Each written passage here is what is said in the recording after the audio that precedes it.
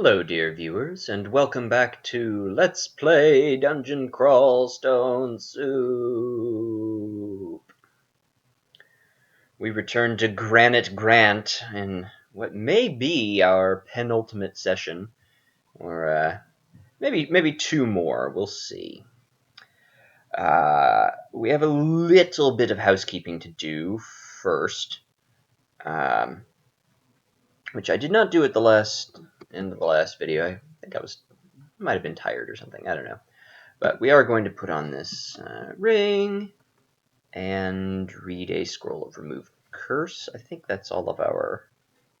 Yes, that is all of our currently cursed things. I believe there were some mummies messing about. Let's put this back on. Okay. Alright. Let's make sure we're all set up here. Looks like it. Looks like it. Yep. The only thing we don't have is clarity, which is fine. We have plenty of potions of curing to deal with any confusion that we may encounter. Scrolls of recharging, wand to heal wounds, wand of teleportation, the staff of Despotter, indeed. Well, we have a choice between... between Costus and Gehenna, the ice and fire branches of hell, respectively. Which one do I want to do? I kind of want to do Costus. I feel like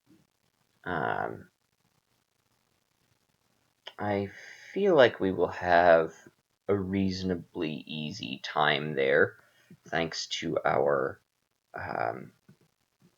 firestorm spell. I think that ice things don't really like the massive beating that firestorm entails. And we also have bolt of fire, for individual cases. Alright, the freezing wastes of Costus. Let's do it. Oh my. Well, certainly an exciting first room. We will be... Even with our slow speed, it's beneficial to us to just pop on down there.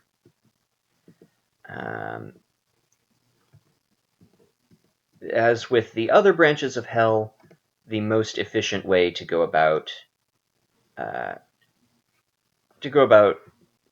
reaching the 7th level is just to find a down staircase and make use of it as soon as possible. Since we don't really need experience at this point. Doing the hells earlier than we are doing them is certainly possible. It is an option, and not an unreasonable one, particularly if you find yourself somewhat underleveled. You can actually do them even before you do Zot 5, if you are confident in your abilities. Really, the trick is, if you have the relevant resistances maxed out, you can do the hells pretty much anytime you like. Relevant resistances being resist negative energy at 2 or 3 pips for any branch, and resist fire and resist cold at minimum 2 pips for Costus and Gehenna. I highly recommend 3 pips, but that's not always easily doable. Now, I'm being a little bit lax here. I ought to tighten up my play. I was trying to follow that tentacle around and bash at it, but Costa just seems interesting. This is the first time I've ever been in this particular branch. I like it. It seems a little bit easier to get around in than some of the other branches have been. As with the other branches, you cannot return to the point where you left off. If you step back out the gate, you are taken back to the vestibule, and you must begin again at level 1, which is a completely valid strategy if you are being overwhelmed. Yay, our stealth skill is at level 19. Yeah, our skills are... Wow, we have 6 skills maxed out. That's pretty insane, with armor soon to follow. Neat. We are just a juggernaut. Freezing gases pour from our hands. Well, that seems unpleasant. There's no particular rhyme or reason to my search here. These early levels of Cossetus, I'm not too terribly concerned with our survival. We have maximum cold resistance, so that's not an issue. And we have plenty of healing effects should they be needed. Cossetus 7 will be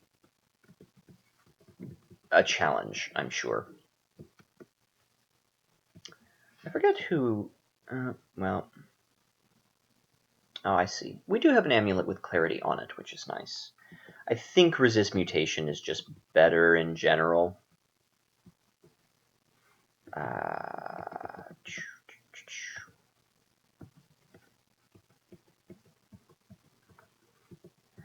Just because, well, we do have an absurd number of potions of cure mutation. Some mutations can be quite inconvenient, even for a matter of just a couple of turns.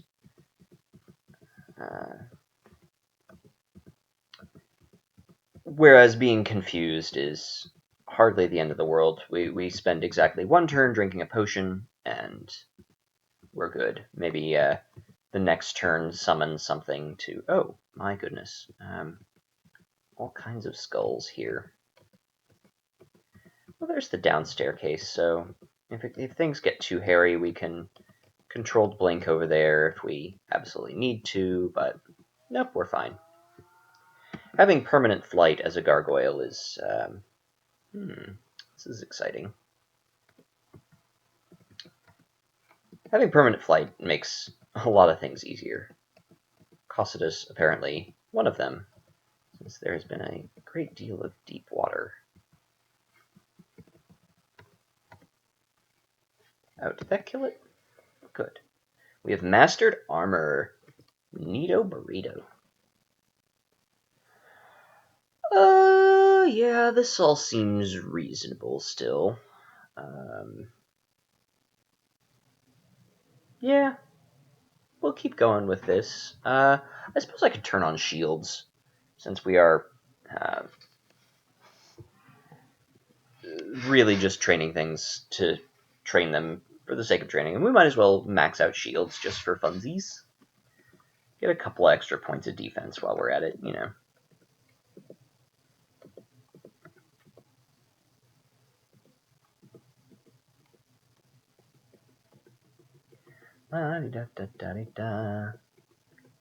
Working up an appetite. All this bashing is good for the digestion. Don't believe we have any mutations. No. Okay. We've had some relatively interesting experiences with mutation thus far. A few good ones, a couple of questionable ones, and a few bad ones that we had to cure away. Alright, well, here we have the staircase down to Cossetus 7. Already looks very interesting.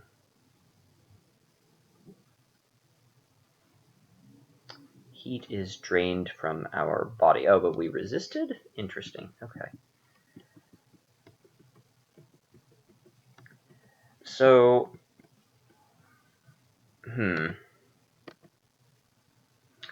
So yes, the Lord of Cossetus is Anteus, who is an interesting character in mythology, although sort of changed up a little bit by Dante.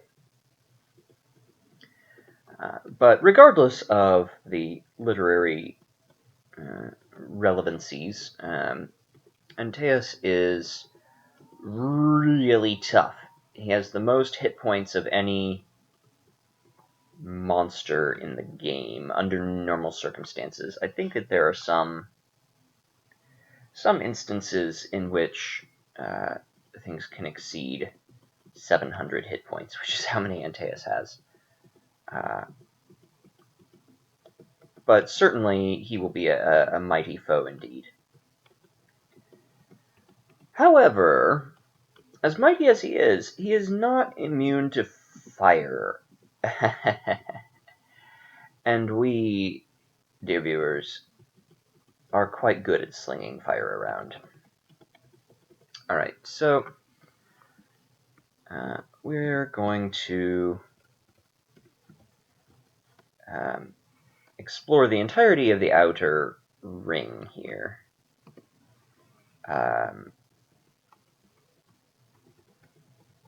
Not because I think that there's going to be too much that we have to worry about, but I would rather not. Oh, dear. My goodness. An overwhelmingly malignant aura that cursed a bunch of our stuff. Well, how rude.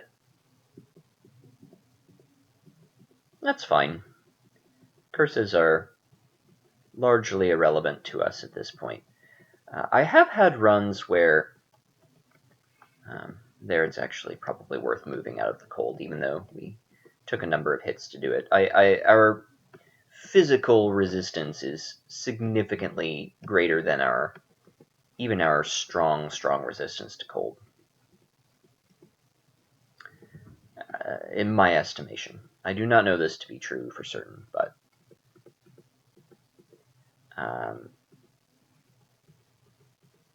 oh, what was my train of thought there? Cannot recall. Oh well.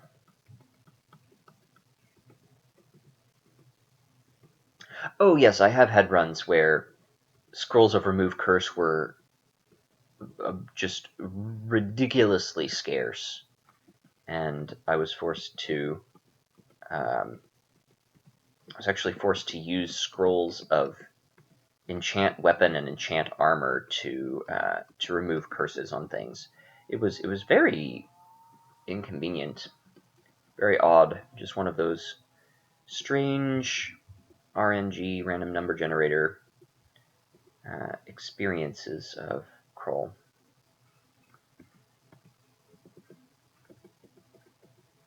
Okay, so presumably, I feel less protected from missiles. Well, let's fix that. Presumably somewhere towards the center of this frozen lake is frozen river. Maybe it's not frozen. I mean, it appears to be deep water, so maybe it's just, I don't know. I feel like in hell you can have water that's, colder than freezing. Maybe it's, alcohol or something with a very low. No, let's not approach the portal. Let's just wait for the tentacle to emerge. And the that gateway with the tentacle that comes out can be replicated by the spell summon horrible things, maybe? Not sure. There is a summoning spell that summons a tentacle like that attacks your enemies and whatnot. It's a reasonably good spell. I think I've only used it a couple of times ever, and it seemed okay. But it was towards the end of one of my runs, and I just kind of threw it out there a couple of times without any real experimentation or rigorous empirical testing.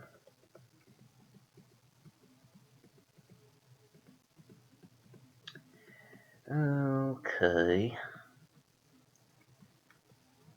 I'm a little nervous about this battle. I recall that I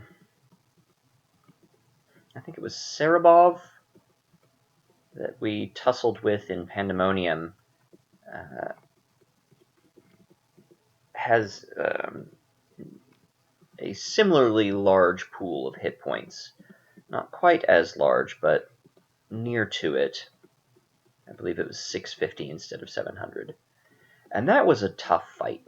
It was a very tough fight. We had to expend significant resources to succeed there. I think, ooh, yeah. That seems like a good use of mana, getting a couple of those guys at once. Let's sort of back around the corner. We can risk the Wrath of Hell a little bit here to regenerate. Unless someone shows up and torments us a bunch.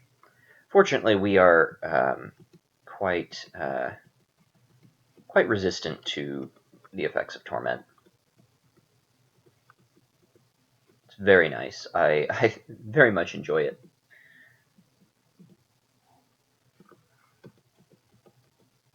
So Anteus has a spell called Flash Freeze, which, on top of dealing a hefty chunk of damage, also reduces our movement speed, which is much more of a concern for other characters than it is for us. But I am curious. I may, depending on how the fight is going, I may experiment, actually, somewhat, a little bit, just a tiny bit, with Slouch. I know we haven't used Chabriados abilities in many levels, and hardly at all. Good. Step from time is down to 3%. That's actually conceivably relevant. Yeah, Chabriados abilities are very, very good. Don't get me wrong. But our hybrid build, a Kraken zombie, intriguing. I get the feeling like it's not too intimidating without its tentacles.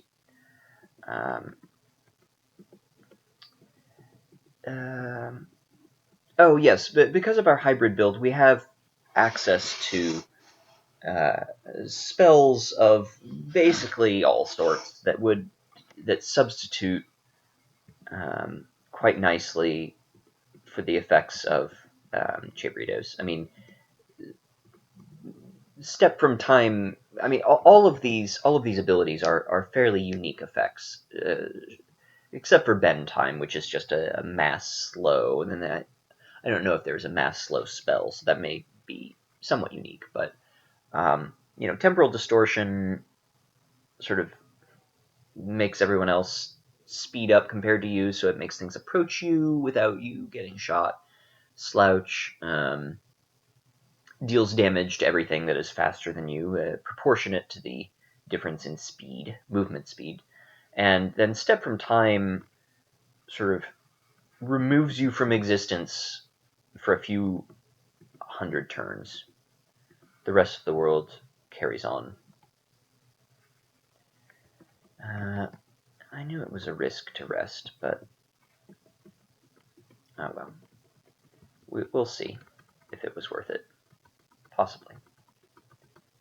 Looks like it, yeah. Zombies and skeletons can't really do anything to us. Our armor class and evasion are both so high that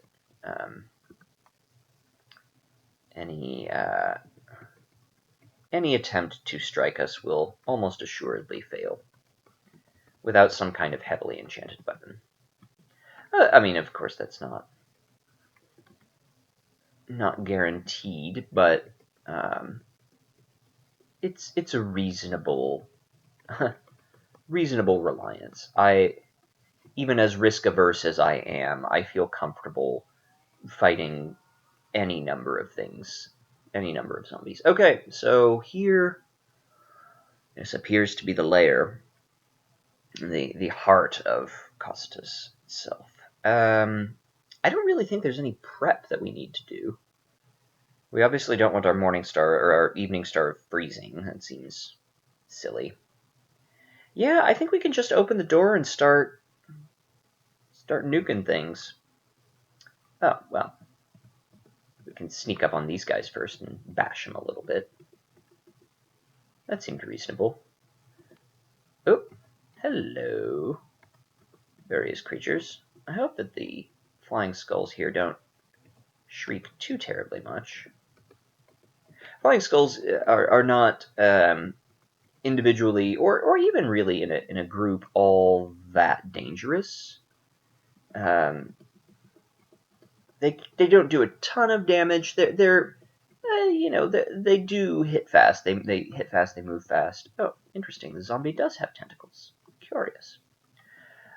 They hit fast. They move fast, but they don't deal a ton of damage. They're relatively easily taken down, but they occasionally shriek and alert everything. Oh, I did not mean to press that button. I meant to press this button and then that button.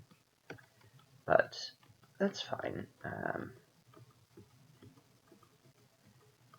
Okay, good. The reason why I allowed myself to be taken as low as I did was to kind of give myself a feel for what would happen should we encounter a couple of Tier 1 demons along with Anteus. I think that's entirely possible and probably, in fact, likely. Seems like that's something that this game would happily do to us. Okay, let's eat again, make sure we are as... Oh, well, hi there, Anteus. And hello to the rune as well. Interestingly, he has not noticed us yet. I think this is the kind of circumstance in which we use 9 mana points of fiery death, as the wiki calls it. Okay, interesting. Let's step closer. Just because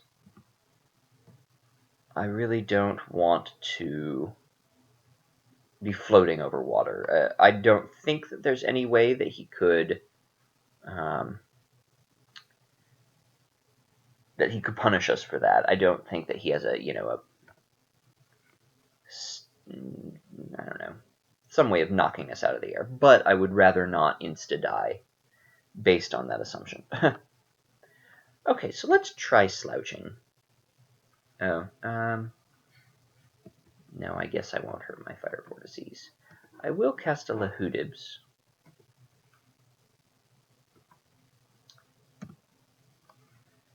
Seems to be doing some work. Anteus does do a hefty amount of damage in melee. His arrogance was his undoing. He was not actually a titan, he was merely a giant in the mythology.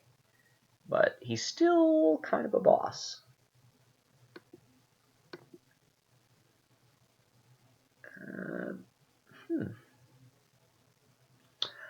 That's right, yes, he was powered by the earth. Indeed. Well, powered by the earth or no, he's gotta go. Gotta go. Okay, so I think did I slouch? No, I have not yet slouched. I still have a fire vortex. Okay, so let's throw one more Lahudibs at him. Alright. An ice fiend comes into view. That's a little bit disappointing. What if we stay here a turn? That seems good. Okay.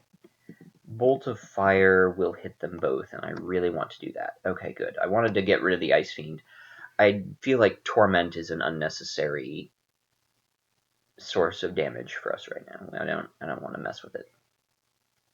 Sadly, we don't have any potions of magic, and we haven't for some time, so we are just going to have to bash away. Oh my!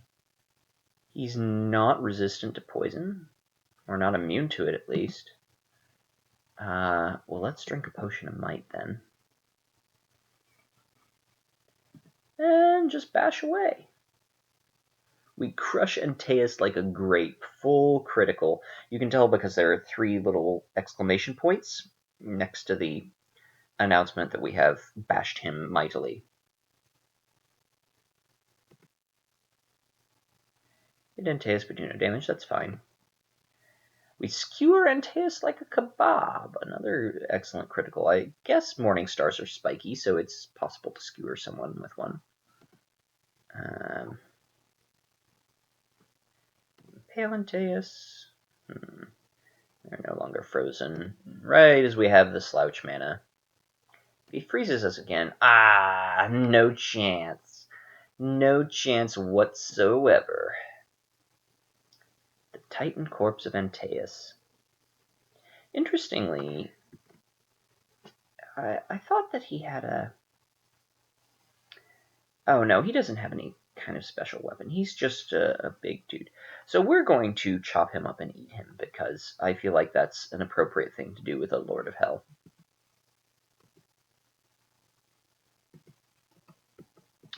That was a good fight. I'm glad that it went the way it did. It's always scary running out of mana, but I sometimes forget that we are also just super strong. The Icy Rune of Zot! The Icy Rune of Zot!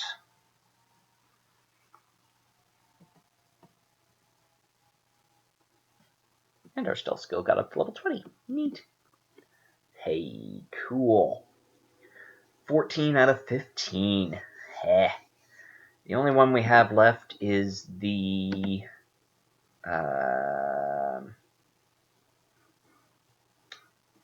what is the one in Gehenna?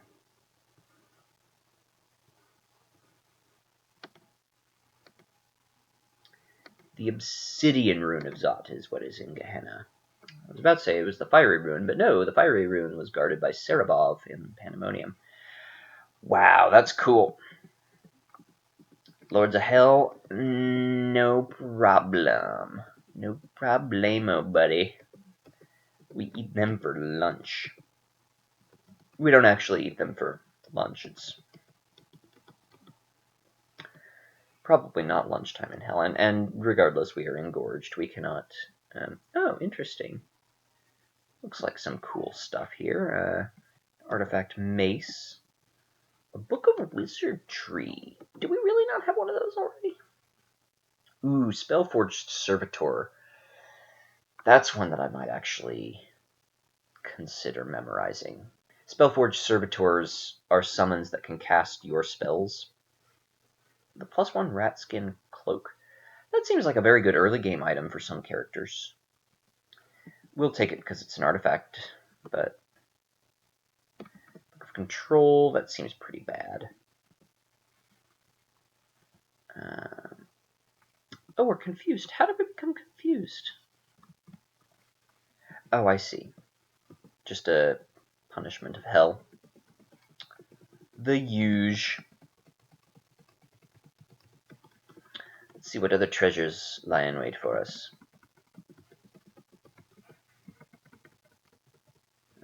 Some skeletons, apparently, and a glowing glaive. Glowing glaive. That's fun to say. I like it. I think this Bolt of Fire is actually better against Ice Fiends than Lehudibs, which is intriguing. Scale mail. More gold, which we have absolutely no use for. We have not had use for gold this entire game, because we have just never found a shop that we care about.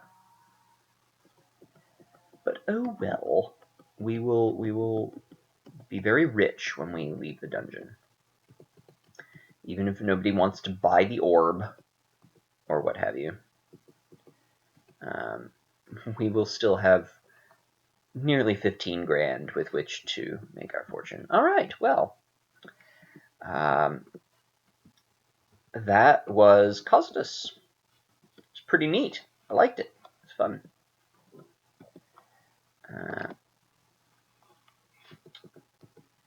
Good fight with Anteus there. We beat him up pretty good. Firestorm didn't do quite as much as I expected. I think the flash freeze spell that he was casting was dispelling or neutralizing, I suppose is a better term, neutralizing the firestorm clouds around him.